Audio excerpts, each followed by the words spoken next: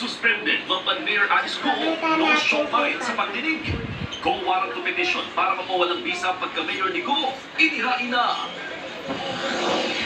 Pagtanggal ng PNP sa Police Security ni Vice President Sara Duterte, tinawag ng bise na isang political harassment. Tumatrakos na langis mula sa lumubog na oil tanker sa Limay Bataan, umabot na rin sa Agut at Bulacan. Pinananamaan mang makarating hanggang Cavite. Sa Frontline News Abroad, lalaking nakikita sa police at airport sa UK, tinaser ang hinag na nagsaka. Silipin ang update sa mga palabang pambato ng Pilipinas sa 2024 Paris Olympics. Mga paboritong programa ng bayan ng Will of the Wind, mas tinahawag ang oras. FPJ sa Batang Quiapo, tinahawag ang pasama ng mga atlong eksena.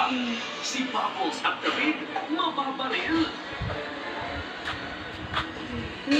Nasa sa video ang tatlong tutang ikinulong kasama ang mga sawa. Ang isa sa mga maliit na aso, pinuluputan na. Ang may-ari raw ng mga sawa, naghahanap sa social media ng mga nagpapaampon ng tuta para ipakain sa kanyang mga alaga. Nasa frontline ng balita niya, si John Aroa.